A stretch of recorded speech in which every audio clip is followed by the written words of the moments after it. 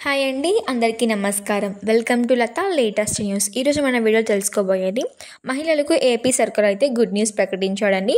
ఈ ఛాన్స్ని అస్సలు మిస్ చేసుకోవద్దు.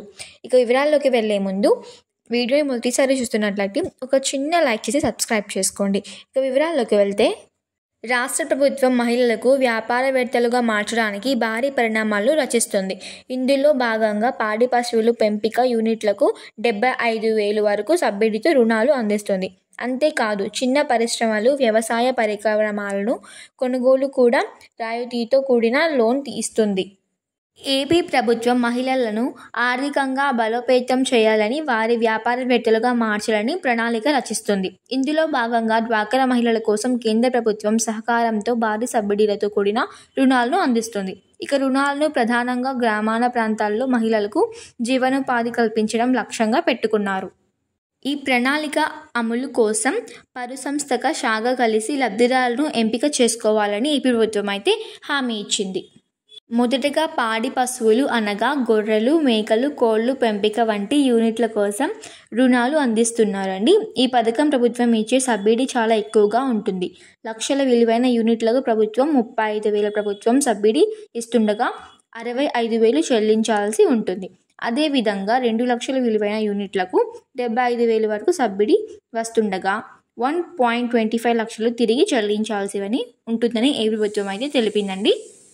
ఇకపోతే చిన్నత అర్హత పరిశ్రమలు, వ్యవసాయ పరికరాలను రుణాలను, పశు పోషణతో పాటు ఇతర చిన్న అర్హత పరిశ్రమలను ఏర్పాటుకు కూడా ప్రభుత్వం రుణాలను ప్రోత్సాహం అందిస్తుందండి.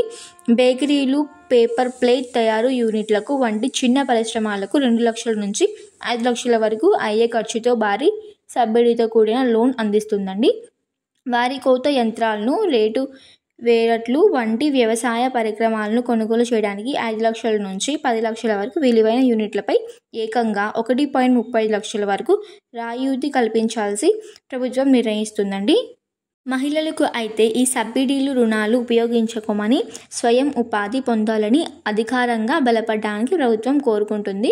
అంతేకాదండి, మహిళల కోసం భవిష్యత్తులో మరిన్ని పథకాలను తీర్చిదిద్దాలని ప్రభుత్వం సిద్ధమవుతుందండి.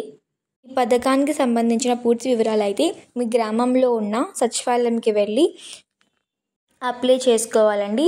దీనికి ఎటువంటి గ్రాడ్యుయేషన్ అవసరం లేదని ఏపీ ప్రభుత్వం అయితే స్పష్టం చేసింది. అలాగే ఆ అప్లికేషన్ ఫామ్లో కరెక్ట్గా మీ బ్యాంక్ అకౌంట్ డీటెయిల్స్ అనేవి ఫిల్ చేయాల్సి ఉంటుందండి. అలాగే మీరు పెట్టబోయే వ్యాపారం కూడా అక్కడ స్పష్టంగా తెలియజేయాల్సి ఉంటుంది. దానికి తగినట్టుగా వారు డబ్బులు అనేది జమ చేస్తారు. ఇటువంటి ఛాన్స్ అయితే మహిళలకు మళ్ళీ రాకపోవచ్చని చెప్పుకోవచ్చండి. ఈ ఛాన్స్ని ప్రతి ఒక్క మహిళ ఉపయోగించుకోవాలని ఈ ప్రభుత్వం అయితే కోరుకుంటుందండి. ఇకపోతే వయసుకు వస్తే 18 ఏళ్ళు పైబడిన ప్రతి ఒక్క మహిళ కూడా ఈ స్కీమ్కి అర్హులని భావించవచ్చండి. ప్రభుత్వం ప్రకటిస్తున్న 75,000 స్కీమ్తో ఎటువంటి ప్రయోజనకరమైన వ్యాపారమైన ప్రారంభించవచ్చని ఏ ప్రభుత్వం అయితే ఖచ్చితంగా స్పష్టం చేసిందండి.